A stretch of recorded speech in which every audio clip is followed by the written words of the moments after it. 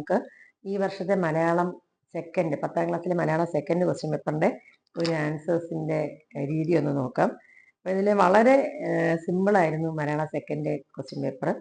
ആദ്യത്തെ ചോദ്യം, പഴയൊരു പുള്ളുവനാണല്ലോ ഞാൻ. ഇവിടെ കവിതയിൽ പുള്ളുവൻ എന്ന് വിശേഷിപ്പിക്കുന്നത് ആരെയാണ്? കവിയെ.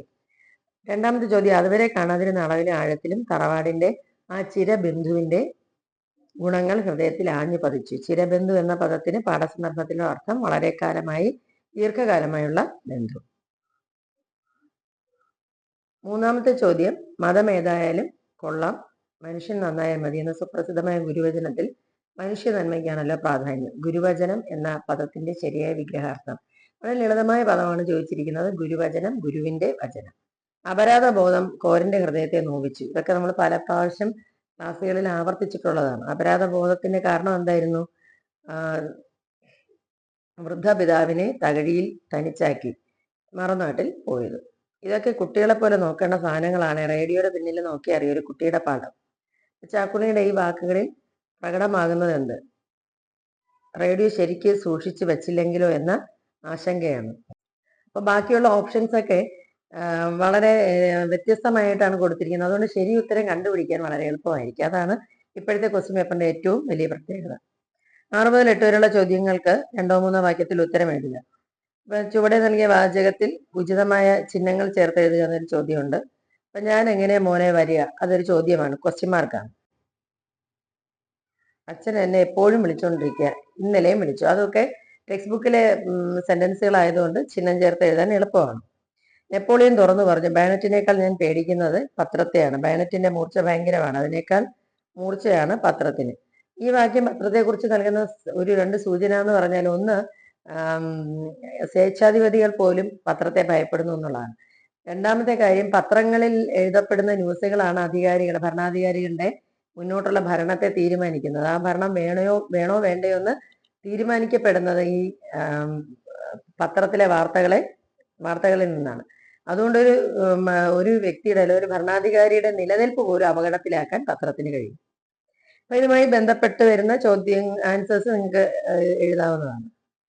അടുത്ത ചോദ്യം, കൊച്ചു ചക്കരിച്ചി എന്ന ഉപന്യാസത്തിൽ കൊച്ചു ചക്കരിച്ചിയുടെ 2 മനുഷ്യഭാവം, അവളുടെ മുടി ഇങ്ങനെ കൊച്ചു ചക്കരിച്ചി എന്ന മാവിന്റെ ഇലകളെ നിബിഡ ശ്യാമളമായ മുടിയോട് ഉപമിക്കുന്നത് ഒരു മനുഷ്യഭാവമുണ്ട്. പിന്നെ അതുപോലെ ചാവേറു പടകളായിട്ട് മീറുകൾ അവളിൽ ഉണ്ടായ മാങ്ങ വാങ്ങാൻ വന്നവരെ തുരത്തി ഓടിച്ചതിലും അവൾക്ക് ഒരു മനുഷ്യഭാവമുണ്ട്. 9 മുതൽ 11 വരെയുള്ള ചോദ്യങ്ങളിൽ ഉത്തരം എഴുതുക എന്നുള്ളത് വളരെ എളുപ്പമുള്ള ചോദ്യങ്ങളാണ്. പത്രങ്ങൾ ചെയ്യുന്ന സേവനം അച്ചടിച്ചു കണ്ടാൽ അവിശ്വസിക്കാൻ ജനങ്ങളെ പ്രേരിപ്പിക്കുന്നു എന്നുള്ളത് സാമുവൽ ബട്ട്ലറിന്റെ ഈ പ്രസ്താവന സമകാലിക അടിസ്ഥാനത്തിൽ വിലയിരുത്തുക. അതല്ല, ഇപ്പം പത്രങ്ങൾ മാത്രമല്ല, മാധ്യമങ്ങളിലും അവര് എഴുതി വിടുന്നതും പടച്ചു വിടുന്നതും ഒക്കെ കണ്ടാൽ അത് അവിശ്വസിച്ചു പോകുന്ന രീതിയാണ്. പിന്നെ കാവ്യഭംഗി വിശദമാക്കുക എന്നുള്ള ചോദ്യം, ആ നെയ്യാമ്പലുകൾ നിരന്നിലസിക്കുന്നതും ഒക്കെ നമ്മൾ ഓണമുറ്റത്ത് ആ വരികൾ ധാരാളം പ്രാവശ്യം അത് പറഞ്ഞിട്ടുള്ള വരികളാണ്. പിന്നെ ഊഷ്മളമായ സ്നേഹബന്ധങ്ങൾ തന്നെയാണ് രാവിലക്കഞ്ഞിയുടെ ഏറ്റവും വലിയ പ്രത്യേകത. അതുപോലെ അമ്മ മൗനത്തിലേക്ക് ഇറങ്ങിപ്പോകുന്നു, നിസ്സഹായതയിലേക്ക് വീണു പോകുന്നു എന്നൊക്കെ പറയുന്ന സന്ദർഭങ്ങൾ കഥാസന്ദർഭത്തെ അതായത് മൗനത്തിലേക്ക് വീണു പോകുന്നു എന്ന് പറഞ്ഞാൽ അച്ഛന്റെ വിളികൾക്ക് പിന്നാലെ ഓടുമ്പോൾ അമ്മ എപ്പോഴും ആക്റ്റീവായിരുന്നു. ഇപ്പോൾ ആരും വിളിക്കാനില്ലാത്തതുകൊണ്ട് മൗനത്തിലേക്ക് വീണു പോകുന്നു. പിന്നെ പല കാര്യങ്ങൾ അച്ഛൻ അവിടെ കിടന്ന് പറഞ്ഞ് ചെയ്യിപ്പിക്കുമായിരുന്നു, അതൊന്നും ചെയ്യാനില്ലാത്തവരുടെ നിസ്സഹായതയിലേക്ക് വീണു പോകുന്നു. പണിയെടുക്കുമ്പോഴും റേഡിയോ കേൾക്കാം, മൂപ്പരെ ഞാൻ അങ്ങനെയായിരുന്നു. അപ്പം മറ്റ് സന്ദർഭങ്ങൾ ചേർത്ത് ചാക്കുണിയുടെ ജീവിതത്തിൽ റേഡിയോ ചെലുത്തിയ സ്വാധീനം. ചാക്കുണിയുടെ കഥാപാത്ര നിരൂപണം തന്നെയാണ് അതിനകത്ത് വരുന്നത്, റേഡിയോവുമായിട്ടുള്ള ബന്ധം. ശ്രീനാരായണ ഗുരു സന്ദേശങ്ങൾ, മതമേതായാലും കൊള്ളാം, മനുഷ്യൻ നന്നായാൽ മതി. അപ്പൊ അതിന്റെ കാലിക പ്രസക്തിയെ കുറിച്ചുള്ളൊരു ചോദ്യമാണ്. അതൊക്കെ നിങ്ങൾക്ക് എഴുതാവുന്നതാണ്. അതുപോലെ മാതാപിതാക്കൾക്ക് നൽകുന്ന സ്നേഹവും കരുതലും അവർ തിരിച്ച് അവർക്ക് ലഭിക്കുന്നുണ്ടോ? അപ്പൊ ഇത് മാതാപിതാക്കൾ മക്കൾക്ക് നൽകുന്ന സ്നേഹവും കാരുണ്യവും തിരിച്ച് കരുതലും അവർക്ക് ലഭിക്കുന്നുണ്ടോ? വാർദ്ധക്യം നേടുന്ന മനുഷ്യാവകാശ ലംഘനങ്ങൾ എന്ന വിഷയത്തിൽ ഒരു എസ്സേ ഉപന്യാസം തയ്യാറാക്കുക. അതുപോലെ പൂവൻകോഴി ഒരു വിപ്ലവം അഴിച്ചുവിട്ടു.